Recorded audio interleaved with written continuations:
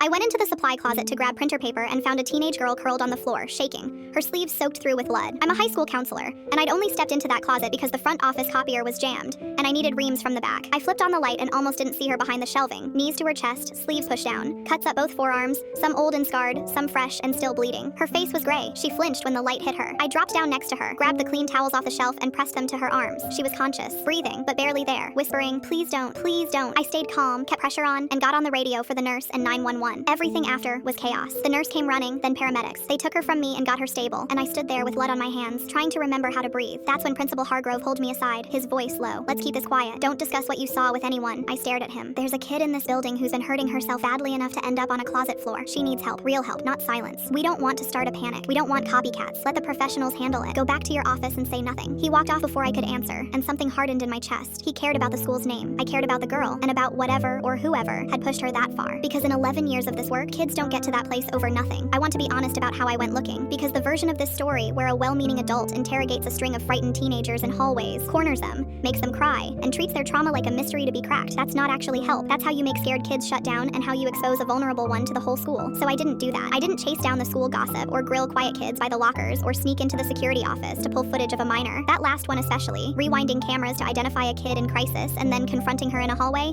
is the kind of thing that gets a child hurt worse, not saved. Here's what I actually did. Once the ambulance had her, I found out who she was the right way. I asked the nurse, who had her student ID from the intake. Her name was Dana, a junior. Then I went to the one place that actually helps. I got her assigned counselor, me, as it turned out once I checked the caseload. The authority to act, looped in the school psychologist, and called the mobile crisis team, not to contain a story, but to make sure Dana got evaluated by people trained for exactly this. And I did the thing Hargrove told me not to. I documented every word he'd said in writing that afternoon, because a principal instructing staff to stay quiet about a student's self-harm instead of activating the safety protocol isn't keeping it contained. It's a liability, and worse, it's a betrayal of every other kid on that floor who might be next. When Dana was stable and cleared to have a visitor, I went to the hospital, with her permission, relayed through the crisis worker, not by ambushing her. I sat down where she could see me and said gently that she wasn't in trouble, that nothing about this was her fault, and that I wasn't there to pry the story out of her. I told her she could tell me as much or as little as she wanted, whenever she was ready. She was quiet a long time. Then she said the thing I'd been afraid of, that it wasn't just stress or school, that something was happening at home she couldn't get away from, that she'd been trying to hold it together for months, and that the closet was where she went when she couldn't anymore. I didn't push for details she wasn't ready to give. What she told me was enough to act on. As a mandated reporter, I made the call to Child Protective Services that afternoon, carefully, with the crisis team, so that Dana was surrounded by support when it happened and not blindsided. She's safe now. She's getting real treatment, not a lecture and a hushed-up incident report. There's an open investigation into her home situation, handled by people whose actual job that is. Principal Hargrove is under review because I put his instruction in writing and handed it to the district. He wanted a contained story. What he got was a paper trail. And Dana, last I heard, she's still in the program, still going, and she asked her new counselor whether the lady from the closet was mad at her. Tell her no. Tell her I was never anything but glad I opened that door.